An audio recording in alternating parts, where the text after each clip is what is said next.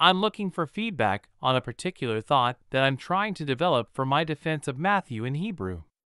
About a year ago, I decided to compare the Gospel of Matthew to other cases of mistaken original language in antiquity. It's one of the things that I like to do when figuring out what ancient authors did. Compare examples of what we actually see in ancient writings and ancient errors to each other. If there are examples of a trope, then it is entirely fair to interpret that trope similarly between examples. If there's an example of a kind of error, then it's fair to assume other errors of the same kind were made. If there are no examples, then it likely didn't happen. If the only example that can be found is the example under question, that's special pleading. For an example of how to apply this and see it work, take the claim that the Gospels were not written by the traditional authors. We have other examples where the traditional authors have been shown to be unlikely. Off the top of my head, several of the dialogues in the Platonic canon are considered to be later forgeries. Summarizing some of the similarities briefly, they're formally anonymous, and the attribution of authorship is difficult to establish early. Why some think that some of the Platonic canon is not from Plato can be put to one side for the purposes of today's post, but we can take the principles that help us determine that this is pseudepigrapha and apply them to the Gospels, and see how they stack up. If the Gospels match the principles we apply to other texts, then that's consistent reasoning. If they don't, then saying that the Gospels were pseudepigrapha is special pleading. The comparison is pretty consistent in this particular case. We see the same thing when considering whether the Gospels are historical or fictional. There are no ancient examples of fiction that uses near-contemporary public figures. Ancient fiction always used either fictional public figures or public figures from generations before. Similarly, ancient fiction doesn't include accurate technical information.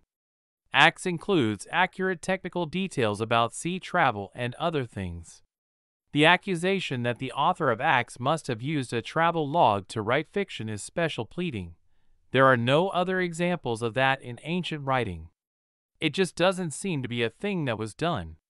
Moving to the issue of whether the ancients were right about the original language of documents, there are no instances of the majority of ancients claiming that a document was written in one language, and then modern scholarship determining that they were wrong. The lone exceptions are the Gospel of Matthew and the Gospel according to the Hebrews. And in the case, if the Gospel according to the Hebrews, the idea that it was written in Greek is based on the idea that it was so closely tied to the tradition of Matthew. The ancients were able to detect the original language of documents just as well as we can. Take as an example the Wisdom of Solomon. The ancients were well aware of the fact that it was written in Greek and not by Solomon. Jerome even comments on that in his preface to Solomon's books. The ancients said that the Wisdom of Solomon was written in Greek, and modern scholarship agrees.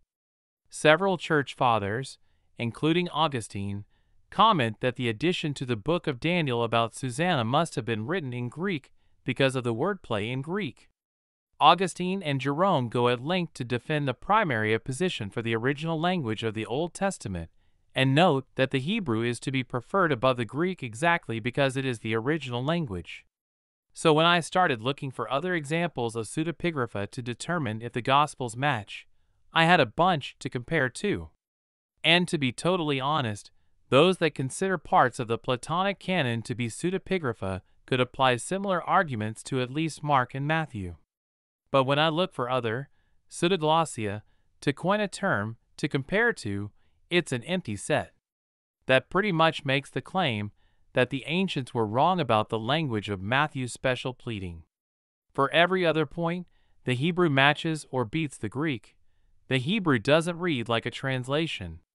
The Hebrew has more puns, wordplays, alliteration, and rhyme.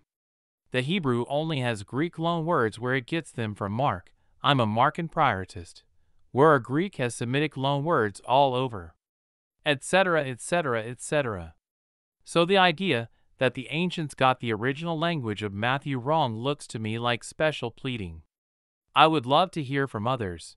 Is anyone aware of any other widespread cases of pseudoglossia? Or are cases of pseudoglossia in the ancient world only one-off examples from eccentrics? If you are aware of any other cases, what are they and how do they compare to Matthew?